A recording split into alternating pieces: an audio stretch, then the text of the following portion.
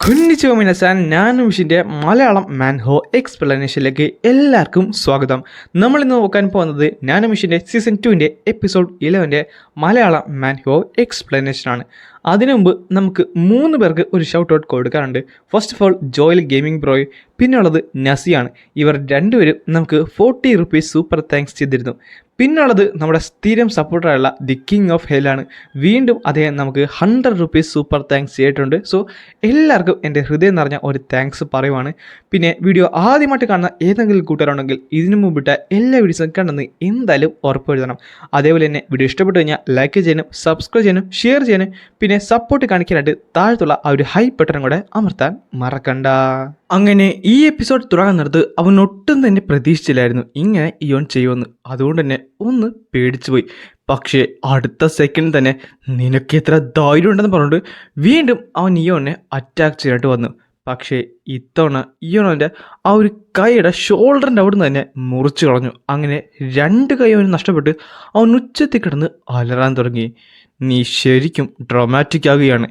എന്നിട്ട് അവനെ മുഖത്ത് പിടിച്ച് ഇവൻ നേരെ പൊക്കി പിടിക്കുകയും ചെയ്യും. അവനായിട്ട് നന്നായിട്ട് സ്ട്രഗിൾ ചെയ്യുന്നുണ്ടായിരുന്നു. എടാ ഇതെന്തുവാണ്, അത്രയും വലിയ ഒരുത്തിനെ അവൻ ഒറ്റ കൈ കൊണ്ടല്ല പൊക്കി പിടിച്ചിരിക്കുന്നത്. നിനക്കറിയോ നീ ഇപ്പം എന്തുവാണ് ചെയ്യുന്നത്? ഇമ്പീരിയൽ പാലസിന് തന്നെ നീ ഒരു എനിമിയാക്കാൻ പോകുവാണ്. ഇമ്പീരിയൽ പാലസിൽ നിന്നുള്ള ഒരുത്തനാണെങ്കിൽ നീ ഇത്രയധികം സംസാരിക്കത്തിലുള്ളതെന്ന് പറഞ്ഞിട്ട് നേരെ അവനെ വലിച്ച് ദൂരത്തേക്ക് എറിഞ്ഞു. അവനാട്ടെ അവിടെ പോയി തട്ടിത്തെറിച്ച് മുമ്പിലേക്ക് ഒരുത്തൻ്റെ കാലിൻ്റെ ചോട്ടിൽ വന്ന് വീണു. അവൻ തലയുയർത്തി നോക്കിയപ്പോൾ അത് ഡിമോണിക് കൾട്ടിൻ്റെ മെമ്പേഴ്സായിരുന്നു. നിനക്കറിയാവോ നിനക്കിനി എന്താണ് സംഭവിക്കാൻ പോകുന്നത്? പ്രിൻസ് ചിനിനോടാണ് നീ അത് ചെയ്തത്. പ്രിൻസോ? നീ എന്താണ് വിചാരിച്ചത് ഇതുപോലത്തെ ബുൾഷിറ്റ് എൻ്റെ മേത്ത് വർക്കാകുമെന്നോ? എന്ത്? പിന്നെ കാണിക്കുന്നത് 3 ദിവസം മുമ്പുള്ള കാഴ്ചയാണ്. അവരവിടേക്ക് വരുന്ന സമയം. സദേൺ മിലിറ്ററി ജനറൽ, നീ എവിടെയുണ്ടോ? അതെ, ഞാൻ ഇവിടെ തന്നെയുണ്ട് ഹൈനസ്, പറഞ്ഞോളൂ. ഈ സ്ഥലം ആരുടെയാണ്? അത് ദി ഗ്രേറ്റ് മിങ് എംപറിന്റെ ഹിസ് മാജസ്റ്റിയുടെ. അപ്പോൾ ഇവിടെ എല്ലാം ജീവിക്കുന്നവരും അതും ഹിസ് മാജസ്റ്റിയുടെ ദി ഗ്രേറ്റ് മിങ് എംപറിന്റെ സിവിലിയൻസ് ആണ്. പിന്നെ എന്തിനാണ് ഇവന്മാരെപ്പോലുള്ള നായകൾ കളിക്കാൻ നമ്മൾ അവിടേക്ക് വന്നത്? ഹിസ് മാജസ്റ്റി പറഞ്ഞ ഇവന്മാര് നിരങ്ങി അദ്ദേഹത്തിന്റെ കാൽ ചൂട്ടി വന്നിരിക്കേണ്ടതല്ലേ. പക്ഷെ ഇപ്പൊ നോക്ക്, ഇപ്പൊ എതിരായിട്ടല്ലേ സംഭവിക്കുന്നത്. ഫൗണ്ടിങ് എംപറിന് ഇവരെന്തോ ഹെൽപ്പ് ചെയ്തെന്ന് പറഞ്ഞിട്ട് ഇപ്പോഴും ഈ ട്രഡീഷൻ കാത്തു സൂക്ഷിക്കേണ്ട കാര്യം നമുക്കുണ്ടോ? ദി മ്യൂച്വൽ നോൺ അഗ്രഷി ട്രീറ്റി ഇതെന്ന് പറയുന്നത് നമ്മുടെ ജിങ്ഹുയിലും പിന്നെ ദി എംപറും തമ്മിലുള്ള ഒരു നോൺ അഗ്രഷൻ ട്രീറ്റിയാണ്. ഏകദേശം 180 വർഷങ്ങൾക്ക് മുമ്പാണ് ഇത് സൈൻ ചെയ്യപ്പെടുന്നത്. അത് സൈൻ ചെയ്യുന്നത് ദി ഗ്രേറ്റ് മിങ് എംപറിന്റെ ഫൗണ്ടിങ് എംപറും പിന്നെ ആ സമയത്തുണ്ടായിരുന്ന ജിങ്ഹുയിലെ 3 ഗ്രേറ്റ് ഫോഴ്സസും തമ്മിലാണ്. ഈ ജിങ്ഹുയിലെ ഫോഴ്സ് എന്ന് പറഞ്ഞത് ശരിക്കും ഇൻകമ്പയറബിൾ ആയുള്ള സ്ട്രെങ്ത് ആയിരുന്നു. അതുകൊണ്ട് തന്നെ അത് എംപറിന് ആ സമയത്ത് ശരിക്കും ഡേഞ്ചറസ് ആയ ഒരു ടൈമായിരുന്നു. ഈ എംപറേഴ്സ് പലരും ഇവരുമായിട്ട് പല യുദ്ധങ്ങൾ ചെയ്തിട്ടുണ്ട്. പക്ഷേ അതിൻ്റെ എല്ലാം ഭവിഷ്യത്ത് അതൊട്ടും തന്നെ നല്ലതല്ലായിരുന്നു. അതുകൊണ്ടാണ് ആ ഒരു എംപറിന് ഇങ്ങനൊരു കാര്യം വെച്ചിട്ട് ആ ഒരു മ്യൂച്വലായുള്ള ആ ഒരു ട്രീറ്റി അവിടെ സൈൻ ചെയ്യുന്നത്. എനിക്കൊന്നാമത് ഈ ഡിമോണിക് കൾട്ടിനെ ഒട്ടും തന്നെ പിടിക്കുന്നില്ല. നമ്മുടെ മെജസ്റ്റി ദി എംപറർ അല്ലേ ദി ഹെവൻ എന്നറിയപ്പെടുന്നത്. പിന്നെന്തിനാണ് ഈ നായകൾ അവരുടെ ലീഡറിനെ ഹെവൻ എന്ന് വിളിക്കുന്നത്? ഇവരും ഓർത്തഡോക്സ് ഫാഷനായിട്ട് എന്താണ് വ്യത്യാസമുള്ളത്? ടോയ്സിൻ്റെ പിന്നെ ഇമ്പീരിയൽ ഫാമിലിയുടെ മാർഷൽ ആർട്സ് പഠിച്ച സ്ഥിതിക്ക് ഇനി പ്രിൻസ് ചെൻ എന്തായാലും അവരുള്ള ദേഷ്യം കൂടത്തേയുള്ളൂ. എനിക്കറിയാവുന്ന സ്ഥിതി വെച്ച് നോക്കാൻ നേരത്ത് അൺഓർത്തഡോക്സ് ഫ്രിക്ഷനും പിന്നെ ഡിമോണിക് കൾട്ടും തമ്മിൽ ശരിക്കും ഡിഫറൻസ് ഉണ്ട്. അതുകൊണ്ടാണ് അവരെ ആരും തന്നെ ഓർത്തഡോക്സ് ഫ്രാക്ഷൻ വെച്ച് കമ്പയർ ചെയ്യാത്തത്. അത് അവരുടെ കാര്യമല്ലേ, നമ്മളെന്തിനാണ് അവിടെ പോയി ഇടപെടേണ്ടത്? കൂട്ടത്തെ അപ്പോൾ ഓർത്തഡോക്സ് ഫ്രാക്ഷൻ മാത്രമാണ് ദി ഗ്രേറ്റ് മിങ് എംപറിനെ അവർ ഗ്രീറ്റ് ചെയ്യുന്നത്. അതെ ഇമ്പീരിയൽ ഹൈനസ്. യൂക് യങ്, നീ എന്താണ് പറയുന്നത്? ആൻഡ് പിന്നെയാണ് യൂക് യങ്ങിനെ കാണിക്കുന്നത്. അവൻ ദി ഗ്രേറ്റ് മിങ് എംപറിലെ ഒരു ലോവർ റാങ്കിങ് സിവിൽ ഓഫീസർ ആയിരുന്നു. എൻ്റെ ഇൻഫർമേഷൻ വെച്ച് നോക്കാൻ നേരത്ത് ഇപ്പോഴത്തെ കറണ്ട് ലീഡർ തൻ്റെ പഴയ ലീഡറിൻ്റെ സ്ഥാനം കൈവശപ്പെടുത്തിയതാണ്. ഓ അങ്ങനെയാണോ? പിന്നെ ഞാൻ കേട്ടത് വെച്ച് നോക്കാൻ നേരത്ത് അവൻ അത്ര വലിയ ആളല്ലെന്നാണ് അറിയാൻ കഴിഞ്ഞത്. കാര്യങ്ങളൊക്കെ നന്നായിട്ട് പോയി കഴിഞ്ഞാൽ ഈ കൾട്ടിനെ തന്നെ താങ്കളുടെ കയ്യിലേക്ക് എടുക്കാൻ സാധിച്ചിട്ടുണ്ടെങ്കിൽ മജസ്റ്റിയുടെ ആ ഒരു വലിയ ട്രസ്റ്റ് താങ്കൾക്ക് കിട്ടും. പിന്നെ താങ്കളുടെ പൊസിഷൻ എസ്റ്റാബ്ലിഷ് ചെയ്യാനായിട്ട് അത് എളുപ്പമായിരിക്കും. അത് കൊള്ളാല്ലേ. നീ അങ്ങനെയല്ലായിരുന്നു പറഞ്ഞിരുന്നത്. പക്ഷെ നീ കാരണം ഇപ്പം എന്ത് വലിയ പ്രശ്നങ്ങളാണ് ഉണ്ടായിരിക്കുന്നത്. എസ്പെഷ്യലി അവൻ ശരിക്കും പ്രശ്നക്കാരനാണ്. ഇമ്പീരിയൽ ഫാമിലിയുടെ മറ്റൊന്നും തന്നെ അവൻ്റെ ഇത് വർക്കാകുമെന്ന് തോന്നില്ല. അവൻ എന്തായാലും പ്രിൻസ് ചെന്നിൻ്റെ അടുത്തേക്ക് വരാൻ പാടില്ല. ആ മനുഷ്യനെ ഇപ്പം തന്നെ അറസ്റ്റ് ചെയ്യൂ. അടുത്ത സെക്കൻഡ് അവരെല്ലാവരും അവൻ്റെ നേരെ പാഞ്ഞു വന്നു. പക്ഷേ പെട്ടെന്നാണ് ഇയാനോടൊന്ന് അപ്രത്യക്ഷമായത്. അവൻ മാഞ്ഞു പോയിരിക്കുന്നു. അല്ല അത് ഷിഫ്റ്റ് ക്ലോൺ ടെക്നിക്കല്ലേ? ഈ സമയത്ത് ഇയോൺ നേരെ അവൻ്റെ അടുത്തേക്ക് നടന്നു വരും. അവൻ നമ്മുടെ പുറകിലുണ്ട്. പെട്ടെന്നായിരുന്നു അവിടേക്ക് കുറച്ച് പേർ വന്നത്. അത് മറ്റാരുമില്ലായിരുന്നു, നമ്മുടെ ഗ്രാൻഡ് ഗാർഡിയൻസ് ആയിരുന്നു. അടുത്ത സെക്കൻഡ് തന്നെ ഒരു അറ്റാക്ക് അങ്ങോട്ട് ചെയ്തിട്ട് നമ്മുടെ സാർലി പറയുകയും ചെയ്യും, ആ വര കഴിഞ്ഞ് മുംബൈയിലേക്ക് വരുന്നവന്മാരുടെ തല അവിടെ കാണത്തില്ല. ധൈര്യം ഉണ്ടെങ്കിൽ വന്ന് നോക്ക്. നാശം, എനിക്ക് നനങ്ങാൻ പോലും പറ്റുന്നില്ല. ഇത്രയും മർഡറസ് ആയുള്ള ഈ എനർജി ഇതെവിടുന്നാണ്? ഇതൊട്ടും നല്ലതല്ല. ഡിമോണിക് കൾട്ടിൻ്റെ ആൾക്കാർ ഞങ്ങളെ കംപ്ലീറ്റ്ലി സറൗണ്ട് ചെയ്തിരിക്കുന്നു. അവരുടെ വെപ്പൺസ് പുറകിലുണ്ട്. ഈ സമയത്ത് ഇയാനുടെ മുന്നിലേക്ക് പതുക്കെ നടന്നു വന്നു. നിക്കവിടെ. ഇനി നീ മുന്നിലേക്ക് വരാനാണെങ്കിൽ എംബറിനെ നീ ഒരു എനിമി ആക്കുമായിരിക്കും. പറഞ്ഞത് മനസ്സിലായോ? പക്ഷെ പെട്ടെന്നായിരുന്നു ഇയാൻ ബോ ചെയ്തത്. താങ്കളെ ആ ഒരു ആർമറി കാണാൻ നല്ല ഭംഗിയുണ്ട്. I greet the prince Chen. എന്ത്? ഇവനെന്നെ മനസ്സിലായോ? അവനെ റെക്കഗ്നൈസ് ചെയ്തോ? അതിനർത്ഥം ഇവനെൻ്റെ ഐഡന്റിറ്റി അറിയാഞ്ഞിട്ടും ഇവൻ ആദ്യം മുതൽ തന്നെ കളിക്കുമായിരുന്നെന്നാണോ? നമുക്കിടയിൽ ഒരു നോൺ അഗ്രസീവ് ട്രീറ്റ് ഉള്ള കാര്യം നീ മറക്കണ്ട. എന്നിട്ടും ഇമ്പീരിയൽ ഹൈനസിൻ്റെ ഒരു ഓഫീസറിനെയാണ് നീ ഹാം ചെയ്തത്. സദേൺ മിലിറ്ററി ജനറൽ, ഒരു കാര്യം ഞാൻ അങ്ങോട്ട് പറയാം. നിങ്ങൾ തുടങ്ങിയത് ഞങ്ങൾ അവസാനിപ്പിച്ചെന്ന് മാത്രമേ ഉള്ളൂ. ശരിയാണ്, അവൻ പറഞ്ഞത് ശരിയാണ്. ഇത് ഞങ്ങളായിട്ട് തുടങ്ങിയതാണ്. പക്ഷേ ഞങ്ങൾക്ക് ഒരിക്കലും സറണ്ടർ ചെയ്യാനായിട്ട് സാധിക്കത്തില്ല. ഞാനിവനെ എങ്ങനെയെങ്കിലും സ്റ്റോപ്പ് ചെയ്യണം. ഒരു സദേൺ മിലിറ്ററി ജനറൽ എന്ന സ്ഥിതിക്ക് അത് അവൻ ചെയ്ത കാര്യമാണ്. ദി ഗ്രേറ്റ് മിങ് എംബർ ചെയ്ത കാര്യമില്ല. എന്നിട്ട് നീ ഞങ്ങൾക്കെതിരെ തിരിയുവാണ്. ഇവിടെ എന്തെങ്കിലും സംഭവിച്ചു കഴിഞ്ഞാൽ അത് യൂകോങ്ങിന് മാത്രമാണ് ഉത്തരവാദിത്തം, അല്ലാതെ ദി ഗ്രേറ്റ് മിങ് എംബറിനല്ല. പെട്ടെന്നാണ് ഈയൊന്ന് ശ്വാസം വിട്ടിട്ട് ചോദിച്ചത്, ഞാൻ പ്രിൻസ് ചെന്നിനോട് ഒരു കാര്യം അങ്ങോട്ട് ചോദിക്കും. ഞങ്ങളുടെ ഈ കൾട്ടിൽ എന്നെ ആരെങ്കിലും നാണം കെടുത്തിയ അവരപ്പം തന്നെ കൊല്ലാറുണ്ട്. നിങ്ങളുടെ ദി ഗ്രേറ്റ് മിങ് എംബറിൽ അങ്ങനെ തന്നെയാണോ? എന്ത്? അതുകൊണ്ട് ഒരു കാര്യം ഞാൻ അങ്ങോട്ട് പറയാം. അവനിപ്പോഴും ജീവനോടെ ഇരിക്കുന്നതിന് കാര്യം ഈ നോൺ അഗ്രഷൻ ട്രീറ്റി ഉള്ളതുകൊണ്ട് മാത്രമാണ്.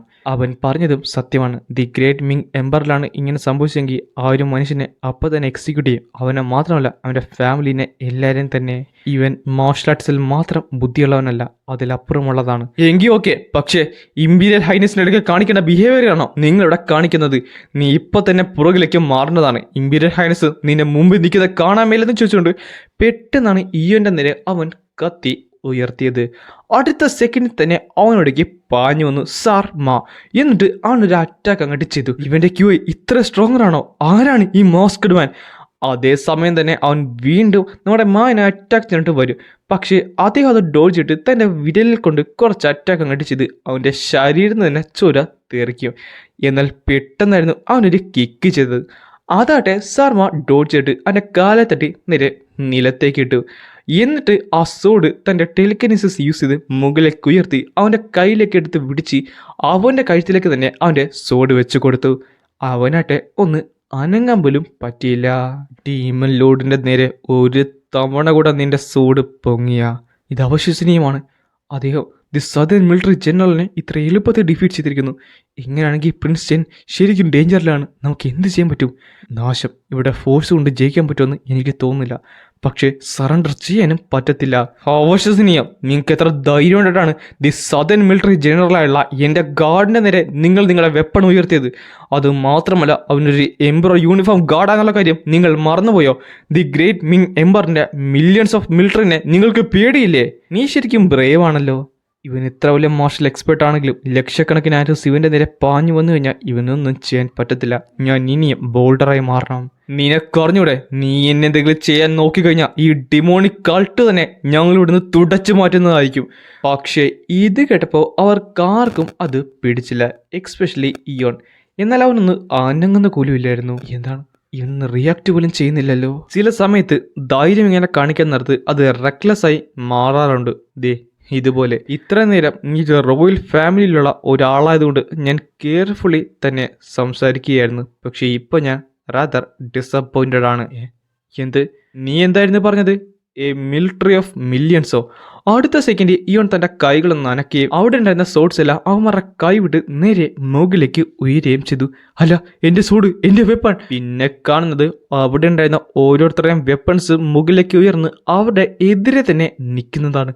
ഇത് ക്യു എ സോഡ് കൺട്രോൾ അല്ലേ? അവൻ ആ സോഡ്സ് ഫ്രീലി കൺട്രോൾ ചെയ്തെന്ന് മാത്രമല്ല, ഇത്രത്തോളം സോഡ്സോ? ഡിമോണിക് കൾട്ടിൻ്റെ ലീഡർ അതൊരു മനുഷ്യനല്ല. എനിക്കറിയാമായിരുന്നു ഡീമലോട് മറ്റൊരു തലത്തിലേക്ക് ഉയർന്നെന്ന്. അദ്ദേഹം ഇപ്പം മിസ്റ്റിക് റെലത്തിലാണ് ഉള്ളത്, അതും 1 മാസം കൊണ്ട്. പെട്ടെന്നായിരുന്നു അവർ വിളിച്ചു പറഞ്ഞത്, ഡിമോണിക്കൾട്ട് വിജയിക്കട്ടെ, ഡിമോണിക്കൾട്ട് വിജയിക്കട്ടെ. ആ സമയത്ത് ഇയോൺ നേരെ മുന്നിലേക്ക് നടന്നു. അല്ല നീ. പെട്ടെന്നായിരുന്നു പ്രിൻസ് ചെൻ പേടിച്ച് ആ നേരെ നിലത്തേക്ക് വീണത്. അതേസമയം ഇയോൺ തൻ്റെ കൈകളൊന്ന് ഉയർത്തിയ അവൻ തന്നെ മുകളിലേക്ക് പൊങ്ങി പോവുകയും ചെയ്യും. നീ എന്താണ് വിചാരിച്ചത്?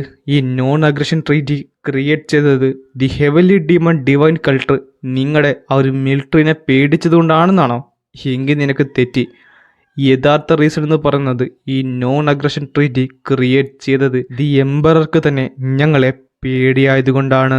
നീ എന്താണ് ഇപ്പോൾ പറഞ്ഞത്? നിനക്ക് എത്ര ധൈര്യം കൊണ്ടിട്ടാണ്? എന്നാൽ അടുത്ത സെക്കൻഡിലാണ് ഇവൻ നേരെ മുകളിലേക്ക് ഉയർത്തിയത്. ഇവിടെയുള്ള സോൾജേഴ്സൊക്കെ നീ പറയുന്നത് കേട്ടിട്ടല്ലേ ചെയ്യാൻ പോകുന്നത്. അപ്പോൾ നീ പോയി കഴിഞ്ഞാൽ പിന്നെ എന്ത്? നീ എന്താണ് ഈ പറയുന്നത്? നീ തന്നെ ആലോചിച്ച് നോക്ക്. എന്നെ പോലൊരാള് നിങ്ങളുടെ പാലസിലേക്ക് സ്നീക്ക് ചെയ്തു വന്ന് അവിടെ ഉണ്ടായിരുന്ന എല്ലാവരും കൊന്നു കളഞ്ഞാലോ? ഇൻക്ലൂഡിങ് ദി എംബററും പ്രിൻസ് ചെന്നും അവൻ്റെ ഫാമിലിനെ കംപ്ലീറ്റ്. പിന്നെ ഈ ഒരു മില്യൺസ് ഓഫ് മിലിറ്ററിനെ ആരായിരിക്കും നയിക്കാൻ പോകുന്നത്? നാശം. ഇവൻ പറയുന്നത് കംപ്ലീറ്റ്ലി സീരിയസ് ആയിട്ടാണ്. എന്ത് വേണമെങ്കിലും ചിലപ്പോൾ സംഭവിക്കാൻ ചാൻസ് ഉണ്ട്. താങ്കൾക്ക് ഇപ്പോൾ മനസ്സിലായോ ഈ ഒരു എഗ്രിമെൻറ്റ് എന്തുകൊണ്ടാണെന്ന്? എന്ന് പറഞ്ഞിട്ട് അവൻ പെട്ടെന്ന് തലയാട്ടി. അടുത്ത സെക്കൻഡ് അവനെ നേരെ ഇവൻ നിലത്തേക്ക് നിർത്തി. പക്ഷേ അവനെ നേരെ നിൽക്കാൻ പറ്റുന്നില്ലായിരുന്നു, പേടിച്ച് വിറച്ചത് കൊണ്ട് തന്നെ. സത്യം പറഞ്ഞാൽ അതിൻ്റെ പിന്നിൽ മറ്റൊരു റീസൺ കൂടിയുണ്ട്. ഈ റോയൽ ഫാമിലി അന്ന് എക്സിസ്റ്റ് ചെയ്യാത്ത ഒരു അവസ്ഥയിലേക്ക് എത്തി. കാര്യം പറയുന്നത് റോയൽ ഫാമിലി ഒരു ഹിഡൻ ആയിട്ടുള്ള പവർ അവിടെ ഒളിപ്പിച്ച് വെച്ചിട്ടുണ്ടെന്നാണ്. ആ ഒരു പവർ എംബറിനെ കറൻ്റ്ലി പ്രൊട്ടക്ട് ചെയ്തുകൊണ്ടിരിക്കുകയാണ്. അതുകൊണ്ട് തന്നെ എംബറിനെ അസാസിനേറ്റ് ചെയ്യുന്നത് അത് നിയർലി ഇമ്പോസിബിൾ ആയിരുന്നു. അല്ലെങ്കിൽ അതൊരു സുപ്രീം മാർഷൽ ആർട്ടിസ്റ്റ് ആയിരിക്കണം. അതെന്തായാലും പ്രിൻസ് ചെന്നി അറിയാൻ മേലെന്നാണ് തോന്നുന്നത്. സോ അതിവിടെ പറയേണ്ട കാര്യമില്ല. അടുത്ത സെക്കൻഡ് ഇവൻ തൻ്റെ കൈകൾ നിലത്തേക്ക് ഇറക്കുകയും ആ ഒരു സോഡ്സ് എല്ലാം കൂടെ നിലത്തേക്ക് വീഴുകയും ചെയ്തു. എന്തായാലും താങ്കൾ നേരിട്ട് കൊണ്ടുവന്നല്ലേ, അത് ഞാൻ തന്നെ വായിക്കാതെ പറഞ്ഞിട്ട് ഇവൻ തൻ്റെ കൈ ഒന്ന് നനക്കാൻ നിർത്ത്. അവിടെ ഉണ്ടായിരുന്ന ആ ഒരു ലെറ്റർ അവൻ്റെ കയ്യിലേക്ക് വന്നിരിക്കുകയും ചെയ്യും. പെട്ടെന്നാണ് ഒരൊച്ച അവൻ കേട്ടത്. അല്ല, ഈ ഒരു ശബ്ദം അത് യൂക്ക് യങ് അല്ലേ? പിന്നെ കാണിക്കുന്നത് കുറച്ച് മുമ്പത്തെ കാര്യമാണ്. എൻ്റെ അടുത്തേക്ക് വരില്ലേ? നിനക്കറിഞ്ഞൂടെ ഞാൻ ഒരു ഒഫീഷ്യൽ അല്ല റോയൽ ഫാമിലിയുള്ള മെമ്പറാണ്. ഒഫീഷ്യലോ? അത് ശരിക്കും ഫണ്ണി ആയിട്ടുണ്ടല്ലോ. നാശം, യുമാരനെ കൊല്ലുമെന്നാണ് തോന്നുന്നത്. പെട്ടെന്നാണ് ഒരുത്തനവിടേക്ക് കടന്നു വന്നത്. അവൻ്റെ പേര് മൂക്ക് ഇയോൺ എന്നായിരുന്നു. അവനാട്ടെ ഇല്യൂഷണറി സോളിലെ ക്ലാൻ ലീഡറായിരുന്നു. അടുത്ത സെക്കൻഡ് തന്നെ അവൻ്റെ വൂണ്ട് അവൻ കെട്ടിവെച്ച് കൊടുത്തിട്ട് പറയുകയും ചെയ്യും, അനങ്ങരുത്. നിന്നെ ഇപ്പം എനിക്ക് വലിച്ചു കയറി കൊല്ലാനുള്ള ദേഷ്യമുണ്ട്. പക്ഷേ എന്നുകൊണ്ട് അവൻ പെട്ടെന്ന് അവൻ്റെ പ്രഷർ പോയിൻ്റൊക്കെ അങ്ങോട്ട് ആക്ടിവേറ്റ് ചെയ്യുന്നുണ്ട്. നാശം, എനിക്ക് എങ്ങനെയെങ്കിലും ജീവനോടെ തന്നെ ഇരിക്കണം. അതെന്ത് സിറ്റുവേഷൻ ആണെങ്കിലും കുഴപ്പമില്ല, ചാകുന്നതിനെക്കാട്ടും ബെറ്റർ അല്ലേ? പക്ഷേ എൻ്റെ ശരീരം എന്താണ് ഇങ്ങനെ തണുത്ത് മരക്കുന്നത്? ആ സമയത്ത് അവൻ്റെ മൂക്കിൽ നിന്നൊക്കെ ചോര വരാനായിട്ട് തുടങ്ങി. എന്തോ പ്രശ്നമുണ്ട് എൻ്റെ ശരീരത്തിൻ്റെ ഉള്ളിൽ. ആ സമയത്ത് അവൻ നേരെ ചോര ഛർദ്ദിച്ച് നിലത്തേക്കിട്ട്. പെട്ടെന്നാണ് പോയിസൺ സ്മോക്ക് അവിടെ മുഴുവൻ പരക്കാൻ തുടങ്ങിയത്. അല്ല, ഇതെന്താണ്? എല്ലാവരും പിന്നിലേക്ക് മാറും. അത് പോയിസൺ എനർജിയാണ്. നാശം, പോയിസണോ? എപ്പോൾ തൊട്ട്? എനിക്ക് വിശ്വസിക്കാൻ പറ്റുന്നില്ല. ഇനിയെങ്ങാനും ഇത് അവൻ ചെയ്തതാണോ? പിന്നെയാണ് അവൻ ഉച്ചത്തി അലറാനായിട്ട് തുടങ്ങിയത്. പോയിസൺ വേപ്പർ എന്ന സ്റ്റൈലിൽ പുറത്തേക്ക് വന്നുകൊണ്ടിരിക്കുകയാണ്. പക്ഷേ എങ്ങനെ? പെട്ടെന്നാണ് ഈ നടുക്ക് വന്നത്. ഡിമലോർ സൂക്ഷിച്ച് വേണം, അവൻ്റെ ബോഡി കംപ്ലീറ്റ്ലി പോയിസണിലാണ്. ശരിയാണ്, അവൻ്റെ ഹൃദയവിടിപ്പിന് ചെറിയ പ്രശ്നമുണ്ട്. അവൻ പതുക്കെ മരണത്തിലേക്ക് ചെല്ലുകയാണ്. എനിക്ക് പറ്റിയ മാർഗങ്ങളൊന്നും കൊണ്ട് അവനാട്ടെ അതങ്ങോട്ട് ആക്ടിവേറ്റ് ചെയ്തു. അടുത്ത സെക്കൻഡ് ആ പേഴ്സണെല്ലാം കൂടെ അവൻ പതുക്കെ പ്യൂരിഫൈ ചെയ്യാനായിട്ട് തുടങ്ങി. ടീമിലോട് ഈ ഒരു പീക്കിലേക്ക് എത്തിയിരിക്കുന്നു. എനിക്ക് അവൻ്റെ ബോഡിയുടെ ഉള്ളിലുള്ള പോയിസൺസ് ഒന്നും കംപ്ലീറ്റ്ലി സ്റ്റോപ്പ് ചെയ്യാനായിട്ട് സാധിക്കത്തില്ല. പക്ഷേ പുറത്തുള്ളത് എന്തായാലും അവൻ്റെ ക്രാക്കൊക്കെ ഞാൻ അടക്കാൻ നോക്കാം. അല്ല, ഇവൻ എന്താണ് സംഭവിച്ചത്? മൈലോഡ്, അവൻ്റെ പ്രഷർ പോയിന്റ് ഞാൻ സീൽ ചെയ്തതാണ്, അവൻ എനർജി സർക്കുലേറ്റ് ചെയ്തിരിക്കാൻ. ആ സമയത്താണ് എന്ത് പ്രഷർ പോയിന്റോ? അതിനർത്ഥം അവൻ്റെ പ്രഷർ പോയിന്റ് സ്റ്റോപ്പായ അടുത്ത സെക്കൻഡ് ആ ഒരു എനർജി പുറത്തേക്ക് വന്നു. ഇത് മനഃപൂർവ്വം ആരോ ചെയ്തതാണ്. എന്തോ ഒരു ഇൻഫോർമേഷൻ അവൻ്റെ അതിന് എക്സ്പോസ് ചെയ്യപ്പെടാതിരിക്കാനായിട്ട്. പക്ഷേ ആര്? എന്തായാലും എന്നെ രക്ഷിക്കുന്നത് അത് ഇമ്പോസിബിളാണ്. പക്ഷേ എൻ്റെ ക്യൂഐ അതെന്തായാലും. പെട്ടെന്നാണ് അവൻ ഞെട്ടിയത്. അല്ല, ഇത് ഫാറ്റ് എക്സ്ട്രാക്ഷൻ ടെക്നിക്കല്ലേ? The fat extraction technique. അത് ഷാവോളിങ്ങിലുള്ള ഓർത്തഡോക്സ് ഫ്രാക്ഷൻ ക്രിയേറ്റ് ചെയ്ത ഒരു ടെക്നിക്കാണ്. കാണുമ്പോൾ വളരെ സിമ്പിളായിട്ട് തോന്നുന്നുണ്ടെങ്കിലും അതങ്ങനെയല്ല. അതായത് ശരീരത്തിൽ ഫാറ്റ് കൂട്ടി വെച്ചുകൊണ്ട് അത് എക്സ്ട്രാക്ട് ചെയ്യാനുള്ള ഒരു ടെക്നിക്കാണ്. അതുകൊണ്ട് തന്നെ എനർജിയൊക്കെ ഇവർക്ക് നന്നായിട്ട് കളക്ട് ചെയ്യാനായിട്ട് സാധിക്കും. അതിനർത്ഥം ഇവൻ ഓർത്തഡോക്സ് ഫ്രാക്ഷനിലെ ഒരു സ്പൈ ആണെന്നാണോ? പക്ഷേ ഇവനെന്താണ് റോയൽ ഫാമിലിയുടെ കൂടെ ചെയ്യുന്നത്? അതുമല്ല, ഇവനെന്തിനാണ് എൻ്റെ കൾട്ടിൻ്റെ അടുത്തേക്ക് വന്നത്? ഇത് ശരിക്കും സ്ട്രേഞ്ച് ആണ്. ഞാനോ ഇവനെ സ്കാൻ ചെയ്യും. ഓക്കെ, നമ്മളോട് അവനായിട്ട് പതുക്കെ സ്കാൻ ചെയ്യാനായിട്ട് തുടങ്ങി. അവൻ്റെ തല തന്നെയാണ് ആദ്യം സ്കാൻ ചെയ്തത്. പക്ഷേ റിസൾട്ട് കണ്ടപ്പോൾ അവൻ ശരിക്കും ഞെട്ടി. കാര്യം അവൻ്റെ തലയുടെ ഉള്ളിൽ, ആ ഒരു ബ്രെയിൻ്റെ ഉള്ളിൽ ആ ഒരു ഇൻസെക്റ്റ് ഉണ്ടായിരുന്നു. അതാട്ടെ പതുക്കെ വലുതാകാനായിട്ട് തുടങ്ങി. അതേസമയം അവൻ്റെ ശരീരത്തിനും അതേപോലെ മാറ്റങ്ങൾ ഉണ്ടാകാൻ തുടങ്ങി. അടുത്ത സെക്കൻഡ് അവൻ്റെ തലയുടെ ഒരു ഭാഗം പൊട്ടിത്തെറിച്ചുകൊണ്ട് അവൻ നേരെ നിലത്തേക്ക് മരിച്ചു വീണു. ഈ ഒരു മെത്തേഡ് ഇത് ശരിക്കും സിമിലറാണ്. ലീ ബേക്ക് മരിച്ചതും ഇതുപോലെ തന്നെയാണ് അവൻ്റെ തലയിൽ. അതിനർത്ഥം ഇതെല്ലാം ചെയ്യുന്നത് the supreme sabre of 6 martial arts sect ആണ്.